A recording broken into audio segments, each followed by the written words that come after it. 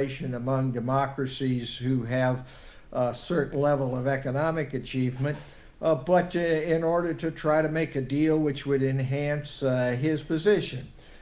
He did a couple of those, at least tentatively, the UK one, and saying within 30 days that he would do something with Canada. So he got what he could, and it was apparent that he wasn't going to get the kind of deal that would reflect well on him. And so he left, and that's a shame, but it's not really a reflection on the G7, which really is the G6 plus one. But it's sort of like when you have a family gathering and you have one person who has anger issues, maybe some capacity for narcissism, that you try to walk around him and not have him blow up. And so we didn't have any discussion of major issues, climate change, equality for women, what you're going to do internationally on health, and a whole host of issues. It is apparent that this business of he was going back to do something that would be dramatic in regard to Iran, Israel, is just not true. It makes for great television, in his view, for the great man to be able to get further emphasis on his role by walking out. Nevertheless, that having been said, it seems to me that there is some value left, particularly for great democracies like India and the United States, but without the United States, for India to be able to talk with Canada and the EU, where it has obvious interests that need to be attended to.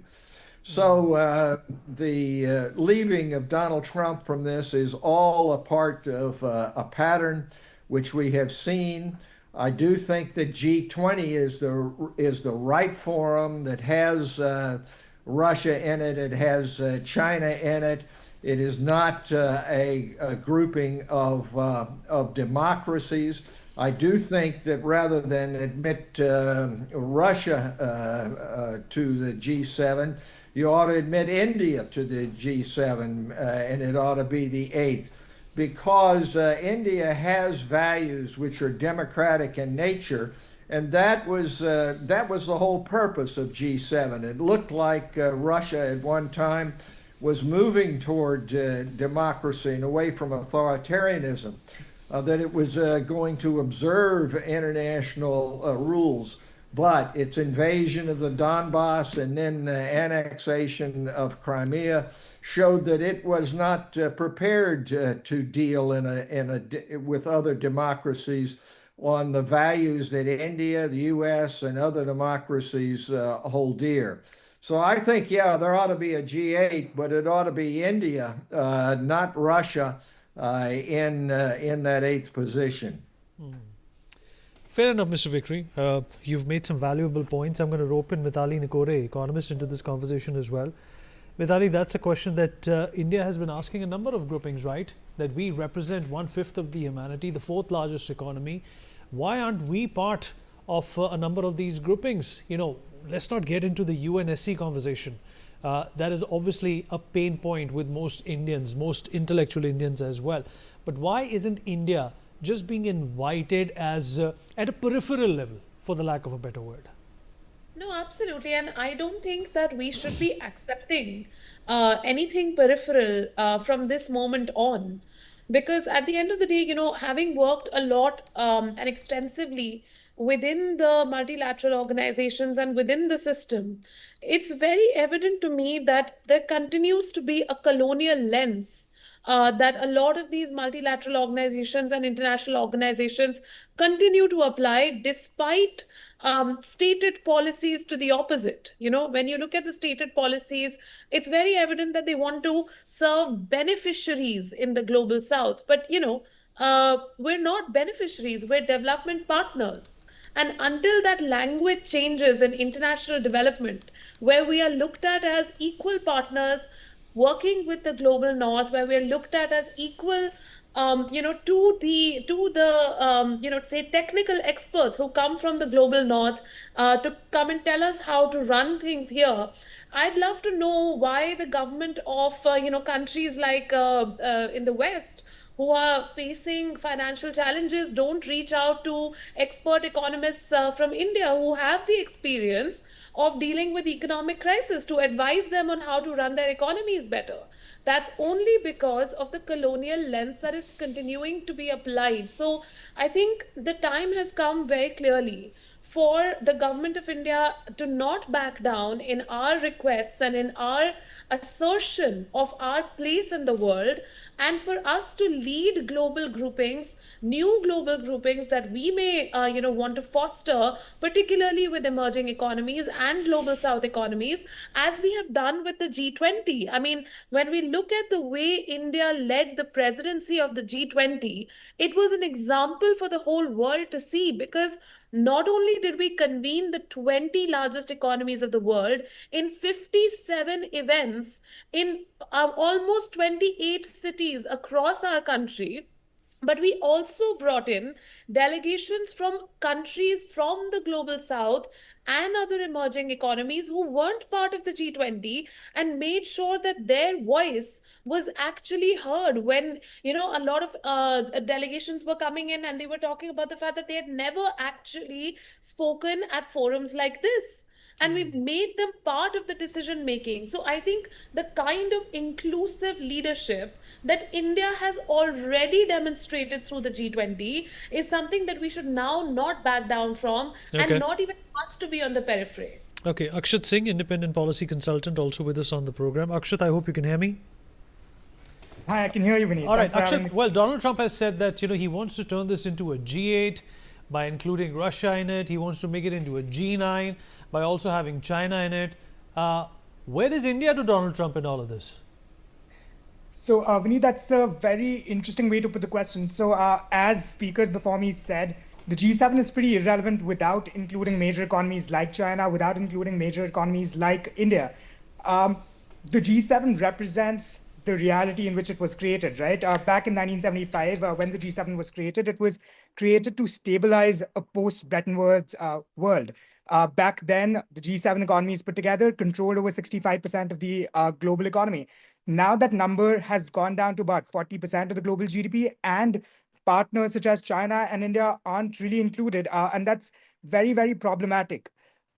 When we look at the ambitious agenda items for the G7, we saw the statement from the Canadian Prime Minister ahead of the summit. It included some fantastic things such as more trade. It included climate infrastructure. It included critical minerals. However, a lot of those discussions haven't yet materialized. And we can really, really understand the reason for why those discussions haven't materialized, right? That's because the right stakeholders with which these discussions need to happen aren't really at the table. We can keep on releasing joint statements and fact sheets about climate finance, about climate infrastructure, but till the time we put in real money behind it, we can't really make it happen. And that honestly can't happen till the time G7 remains the West Boys Frat Club that it is today. Now, when we think about President Trump and his stance, I think Assistant Secretary Vickery put it together really, really well. President Trump is not there to cooperate, right? There have been 4 instances in the G7's history in which leaders have got up and left the summit midway, right? It was during the London bombing where the UK Prime Minister left. Then another instance was when European leaders left after the Pope had died to attend the funeral. And the rest, the 2 instances have been by President Trump. Back in 2018, when he left the summit earlier to prepare for his meeting with North Korean leader. And now when the official White House stance is that he's gone to coordinate Israel and Iran. The real question here is why couldn't the G7 leaders get together and coordinate the response on Iran and Israel? Something that has been done in the case of Ukraine, in the case of sanctions against China. All right, let me bring in Keith also into this conversation once again. Keith, how is this supposed to be a semblance of representation of the world if 2/3 of this grouping is going in one direction and the rest are going in another. Donald Trump, in fact, used this platform for his politics as well. He said Justin Trudeau and Obama did not want members like Russia and China in this grouping, which of course has been an open secret in the G7 since a number of years. How is this grouping still relevant is the question I'm trying to ask, if the members within itself have opposing views. Keir Starmer, he said that they're announcing new sanctions on Russia. What exactly those sanctions are going to be, this is the first time Keir Starmer is attending a G7 summit after becoming the Prime Minister. How is this a semblance of the representation that the world needs at this point in time? Are they going to be helpful when it comes to de-escalating tensions between Russia and Ukraine? No. Are they going to be helpful when it comes to de-escalating tensions between Israel and Iran? No. It already seems to be a very top-heavy grouping which is in favor of Israel. Well, I think you're right. Probably the participants on this program, you've got someone from the UK, former Assistant Secretary from the US, very distinguished people from India, were probably more representative of the world than the G7 was representative of the world. But Trump has showed that for the next 4 years, if this is going to happen again, and of course it is, somebody else will host it on the next occasion, he is just going to use it as a show. It's showtime whenever Donald Trump is around. And I think the other leaders realize that. So there is no point in it. I think there's also a consensus amongst the people here that if India can't get into the G7 and become G8, then the only relevant organization worldwide to bring together the world is the G20. But what matters is not just these summits. What matters is the follow-up. I remember in the old days, if I could say that, having not been a minister for a couple of decades, there was good follow-up at G7, G8 meetings. When countries talked about security and combating terrorism, you had actually meetings of those countries' ministers to follow it up. This does not seem to happen. It just seems to be yet another television show, like a Netflix movie, in which the President of the United States arrives, then he leaves whenever he wants to leave. Now, this is an excellent opportunity for those who are left to get together and talk about him. And the one thing that will really get to Donald Trump is something happening in the world that he is not invited to. So Carney has a unique opportunity in leading the G7 and the invited guests, G6 as you called it, to actually produce a really good communique which will unite the world without Donald Trump. And then I think if they did that, rather than make it look as if it's all over, then he will think twice about leaving a summit of this kind on the next occasion. You might as well have a summit of all the countries that have hosted the FIFA World Cup and say they're representative of the world. This needs to be serious, hard discussions. So many things are happening in the world, Vinit. As you've said, the Ukraine war, the Ukraine-Russian war, as we speak, bombs are dropping on Tehran and on Tel Aviv. These are the biggest issues of the day, which you would imagine they'd want to talk about. So I think my contribution is to say, I think we all agree, there's no point in having this discussion anymore. And not this discussion, not yours. Yours is very relevant. But I'm talking about the G6 discussion, because the most powerful man is gone. Big opportunity for them to regroup and do a communique without him. And I think you will see him scuttling back to Canada at the first opportunity. Absolutely. Joyita, are there divisive elements in this grouping that, that India perhaps can leverage and the world can be wary of? No, first of all, I don't see any reason why we should be, why there should be so much negativity in terms of India's relationship with the world, where we will have to leverage the differences and all. For God's sake, we are for an inclusive world. And if we are going to be there as some kind of, we are bringing our values to the table, why do we have to leverage? Let Mr. Trump do that. And the fact of the matter is that, but there are differences inside the G7 also in terms of Israel. Because say, for example, Emmanuel Macron is kind of talking in terms of he is talking, he has not been supporting Israel initially, now he is supporting Israel, and we all saw that particular post on Truth Social where Mr. Trump spoke about Emmanuel Macron. We don't even know whether Mr. Macron actually said that or not, that Trump left that G7 to discuss peace between Israel and all, but Mr. Trump made it all about himself, and he said whatever he felt like he had to say. But if you are asking me about in terms of what exactly is the purpose of the G7, here is the whole point is that, you see, unless and until you have India in that body, I mean, perhaps even China also, but given that there's so much emphasis is given by the democracies, I mean on democracy and all, so I don't see any reason why China should be there. There was a suggestion that instead of group of 7, it should be called D10, democracy 10 actually, not G10, D10. So yes, it makes a huge sense if these democracies come together and you are talking in terms of values. But then if you have decided that you are going to call India an illiberal democracy, you are definitely, in spite of, I mean, okay, whatever place India has made in the world, it has made it on its own merit. Nobody has really helped it in any way whatsoever. Even China got help from America to be what China is right now. No one is helping us right now, and they are very wary about us because, what if we become like another China? So yes, G20 is the most important grouping. India has a major role to play there. G7 becomes a decent group provided it becomes more inclusive, but does not mean that there is no problem inside the group itself. Okay. I mean, think of what the other European powers in particular think of Mr. Trump. That itself is a huge, I would say, matter of disruption. Okay. I mean, I would like to know what these guys think. I mean, not we know what they think about Mr. Trump or Mr. Trump thinks about them. Mr. Trump is more concerned about Russia, it seems, than about anybody else. Well, that of course, a whole lot of speculation is going on about Mr. Trump's love for Russia, but that's a different issue altogether. Well, if he mends relations with Russia, good for the world, good for us, good for everyone. But then, then India can also say that, please, I mean, let's put it this way, Mr. Trump cannot decide international global policy on his whims and fancies. He just decided that, India is no longer important enough.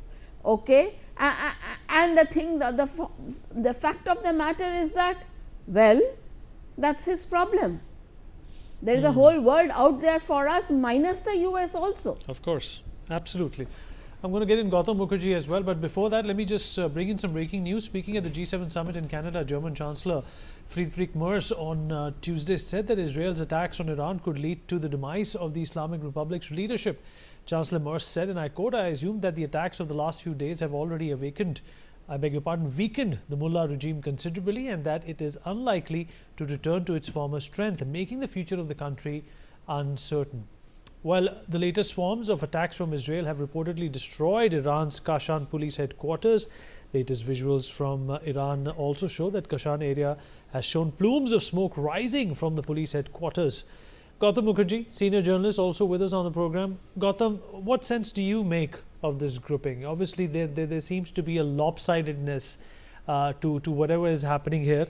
And, that is not what any grouping should be all about. G20, like a lot of our other panelists have also mentioned, including Madam Bhaswati Mukherjee, Joyita Basu and Keith and some of the others as well, is a grouping that shows a lot of composition in terms of growing the world, taking solutions out and having solutions to problems. But it seems that the G7 has a problem for every solution. Well, the G7 is now 50 years old. It is really a Western club, which includes Japan as honorary Western. And it is somewhat harmonious as it stands because of that fact. Now, if you consider adding, for example, Russia, China, and India, you're not going to get unanimity any more than you do in the UNSC. China has a different outlook, so does Russia. Sometimes Russia and China have a common outlook, as in the UNSC. India wants to play with the West as well as with Russia, certainly, and not so much with China. But at the same time, it's in BRICS, it's in SCO, it's in a number of other organizations, ASEAN, and everywhere there is some degree of exceptionalism when it comes to India. For example, we didn't agree to the resolution on Ukraine, in the SCO, but we went along with a lot of things and didn't go along with some things. And this is what would happen to the G7 if it were expanded. To say that it is not representative, well, it's representative of the West. It's not representative of the world. Does it want to be representative of the world? Well, it invites a lot of people from the world. Now, when you say the G20 is the more representative forum, yes, certainly. There's lots of people in it. There's, the 20 plus the African Union, which itself is over 50 countries. It's G21, really. Now, would they agree on everything? It's doubtful. Some of them are the same members in the G7 who are also in the G20. Some of them are UNSC people. It's one thing to have a larger representative forum. BRICS has been expanded on the same basis. Will it be more cohesive? That's another can of worms. So it's not as simple as saying, why isn't India there? Does India really want to be there? It's quite nice for it to be invited to the outreach, still get a chance to have some bilateral meetings. The last point is that, the West is still digesting India's rise. It's well and familiar with China's rise as the second largest economy, and an economy that most of them cannot do without. So they're used to China. India's come in out of the cold and is rising rapidly. They haven't come to terms with it. And, it's for colonial powers, essentially. It is a difficult thing to sit at the same table with people who have suddenly grown up, bigger than you. So this is the situation. It'll take some years after India hits number 3 position for the West in particular, America, China, everybody to come to terms with it. It won't be a 4 trillion economy that they're going to be impressed with, but a 10, 12 trillion economy they cannot ignore. Gautam, let me come back to you. Some breaking news coming in. UK Prime Minister Keir Starmer has rejected the idea that Donald Trump might want to directly involve the US in helping Israel attack Iran. He said that his discussions with the US President at the G7 summit convinced him that Trump genuinely sought peace, pointing to Trump's decision to also sign a leader's statement about the need for de-escalation as well. Let me bring in Mr. Vikri once again into this conversation. Mr. Vikri, how desperate is Donald Trump at this point in time to end this war? When he took presidency, he made tons of promises. He said Vladimir Putin only talks to him, and as soon as he gets into office, he's going to crack that. The war is going to end. It's only intensified. Ukraine has become even more aggressive. When he took office, Israel and Palestine and Hamas war was obviously on, but now it's also gone to the next level with Iran also in the crossfire. What do you make of Donald Trump's frustration when it comes to these wars? And do you think that he also has started to believe that these groupings are not going to help in terms of underlining and signing MOUs and declarations that only talk about intentions but do nothing on ground? Well, I think he never felt that international organizations of any kind would be helpful. He has a bilateral, transactional approach time and time again. You can't go by what he has said. I mean, he said he was going to end the Ukraine war on day one. He's said that he's going to stop the war in Gaza. None of this has come about, and it hasn't come about for two reasons. One is that the transactional bilateral one-on-one approach does not work internationally. And second, you need to have a follow-up which is substantive. It's absolutely clear that talking at a summit level for television cameras does not really advance the kind of goals that you may want to have. This is all bad news in regard to President Trump's leadership. The good news is that he does seem to have a feeling that we should not have to resolve conflicts by killing people and by resort to violence. I think he is conflicted in regard to Iran, Israel. He is conflicted because he wants to show that he's a tough guy and that he can solve anything at any time. And he's conflicted, though, because he really does not want to see the kind of war which he threatens time and time again. So he winds up, it seems to me, being ineffective because of these conflicts within his own character and his own actions to seek self-aggrandizement first, and then long-term peace and prosperity second. So he's correct. We need to find some sort of solution which is negotiated and does not depend upon military destruction. But he's not going to be able to do it by what he's done so far, destroying the agreement which had been reached in 2015 and not coming up with a multilateral approach to replace it. So what is happening is we're seeing the destruction of American leadership because of the conflicts in the character of our leader at this point. You're absolutely right, Mr. Vikri. In fact, there is a lot of unease about Donald Trump exiting the G7 at this point in time. When asked if he was going to be going to resolve or figure out what to do with the Iran-Israel situation, he said that was not it. It had to do something with some big stuff in a traditional Donald Trump manner. We are going to slip into a short break, but rolling coverage of the G7 is going to continue. We'll be right back.